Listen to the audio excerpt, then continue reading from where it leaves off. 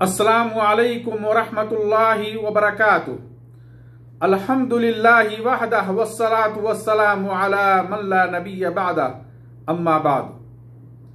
बिरादरान इस्लाम, कलमे ला इलाहा इल्लल्लाह नूर व बसीरत और तौफीक इलाही है। तौहीद व ईमान का मंबा और सआदत व राहत का सबब है।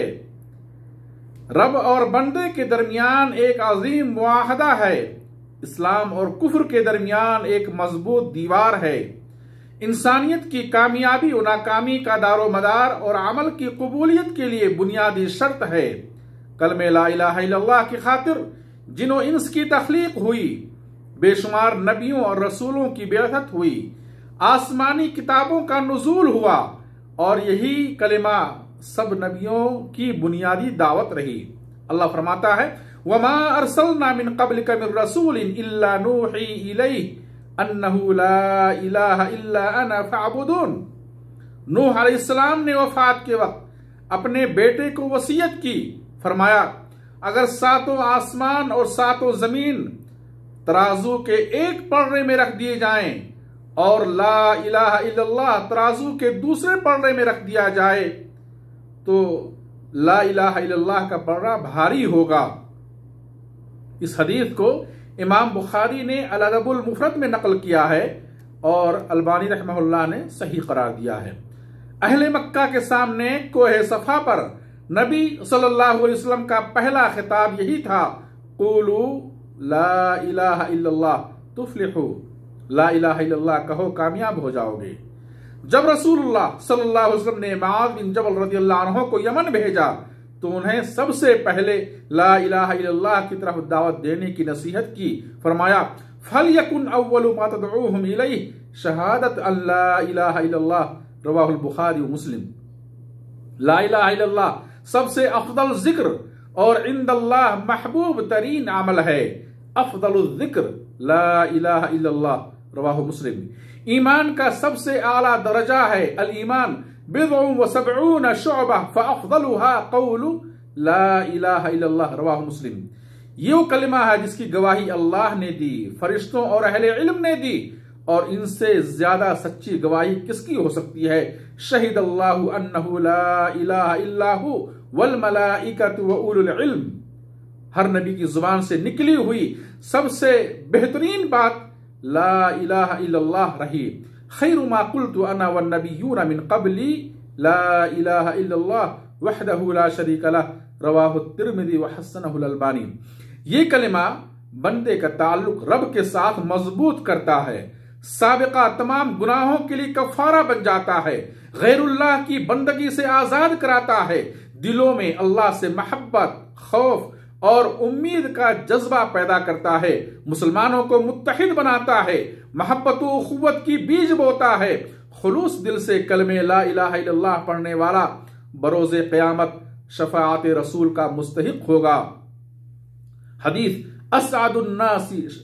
असअदुन्नासी बिशिफ़ाअती यौमल क़ियामह मन क़ाला ला इलाहा इल्लल्लाह ख़ालिसन मिन क़ल्बिही, रवाहुल बुखारी। नबी सल्लल्लाहु अलैहि वसल्लम ने अबू तालिब से बवक़्त वफ़ात गुजारिश की, कहा या अम कुल ला इलाहा इल्लल्लाह कलिमतन उहाज्जु लक बिहा इंदल्लाह, मुत्तफ़क़ुन अलैह। चचा ला इलाहा इल्लल्लाह पढ़ लो, इस कलमे के जरिए अल्लाह के यहाँ मैं तुम्हारे लिए सिफारिश करूंगा। जिसकी आखिरी बात ला इलाहा इल्लल्लाह होगी वो जन्नत में दाखिल होगा। मन काना आखिरु कलामिही ला इलाहा इल्लल्लाह दखलल जन्नह, रवाहु अबू दाऊद। मुशाहिदीन किराम, कुरान और हदीस का मुताला हमें बतलाता है कि अल्लाह के यहाँ कलमे ला इलाहा इल्लल्लाह की कबूलियत के लिए कुछ बुनियादी शराइत हैं। हर कलिमा गो का कलिमा कबूल नहीं होता। अल्लाह के यहाँ मुनाफिकीन का कलिमा कबूल ना हुआ। इस वास्ते जरूरी है कि बंदा कलिमे ला इलाहा इल्लल्लाह का माना व मफहूम जाने। अल्लाह फरमाता है, फ़अलम अन्नहु ला इलाहा इल्लल्लाह। हदीस है, फरमाते हैं, मन माता वहुव यअलम अन्नहु ला इलाहा इल्लल्लाह दखलल जन्नह।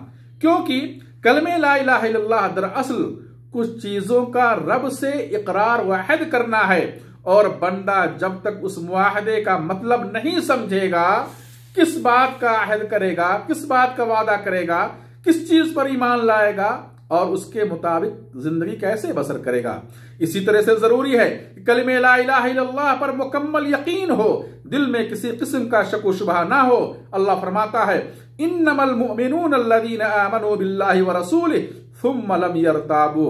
अल्लाह के लिए कलमा पढ़ा हो, किसी दुनियावी गरज लालच से नहीं, और इसी तरह से अपने ईमान में सच्चा हो और उस कलमे से मोहब्बत हो, नफरत ना हो, कलमे के मुतालबात और तकाज़ों को पूरा करे, कलमे के माने को दिल से कबूल करे। ये सातों शराइत जब कलमा गो के अंदर पाई जाएंगी तो वो मुसलमान कहलाया जाएगा। नाज़रीन इकराम, ला इलाहा इल्लल्लाह का माना ये है कि अल्लाह के सिवा कोई माबूद हकीकी सच्चा माबूद नहीं, अल्लाह के सिवा कोई इबादत के लायक नहीं। कलमे ला इलाहा इल्लल्लाह के दो अहम रुकन हैं। पहला रुकन ला इलाहा, जिसमें तमाम बातिल और झूठे माबूदों का इनकार और नफी किया गया है। दूसरा रुकन इल्लल्लाह, जिसमें इस बात है सिर्फ एक अल्लाह को माबूद बरहक साबित किया गया है। इन दोनों अरकान पर ईमान लाना और इनके मुताबिक अमल करना जरूरी है। अगर कोई शख्स अल्लाह को माबूद बरहक तस्लीम करता है मगर गैरुल्लाह की इबादत का इनकार नहीं करता है, वो शक में है या उसको भी सही करार दे रहा है, तो वो इस्लाम के दायरे से बाहर है। इसी तरह से अगर कोई शख्स गैरुल्लाह की इबादत का इनकार करता है और अल्लाह को तन्हा इबादत का मुस्तहिक समझता है मगर वो अल्लाह की इबादत कुल्ली तौर पर नहीं करता या माबूदाने बातिला का इनकार करते हुए अल्लाह को भी नहीं मानता, तो उसका कलमा पढ़ना कोई फायदा ना देगा। क्योंकि कलमे ला इलाहा इल्लल्लाह के कुल 3 मुतालबात हैं। पहला मुतालबा यह है ला इलाहा, तमाम बातिल और झूठे माबूदों का इनकार। दूसरा मुतालबा यह है इल्लल्लाह, एक अल्लाह को सच्चा माबूद तस्लीम करना। तीसरा मुतालबा है तहकीकुल उबूदिय्यह, बंदगी को अल्लाह के लिए साबित करना, खास करना और शरीयत इस्लामिया की पाबंदी करना। ला इलाहा इल्लल्लाह का ये तर्जुमा कि अल्लाह के सिवा कोई माबूद नहीं गलत है, इसलिए कि दुनिया में माबूदाने बातिला और झूठे माबूद बेशुमार हैं जिनकी इबादत पूजा की जा रही है।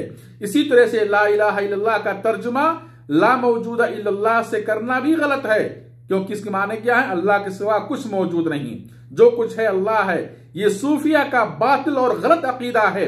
सूफिया कहते हैं कि अल्लाह हर चीज में समाया हुआ है। उन्होंने अल्लाह और बंदे को एक कर दिया, अल्लाह और मखलूक को मिला दिया।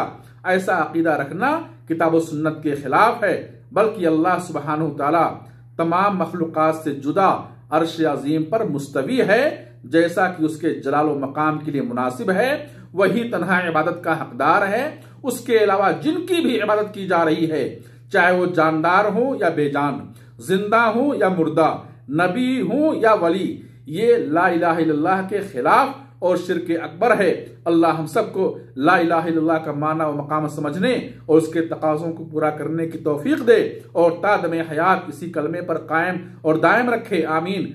व आखिरु दअवाना अनिल हम्दुलिल्लाहि रब्बिल आलमीन। वस्सलामु अलैकुम व रहमतुल्लाहि व बरकातुहू।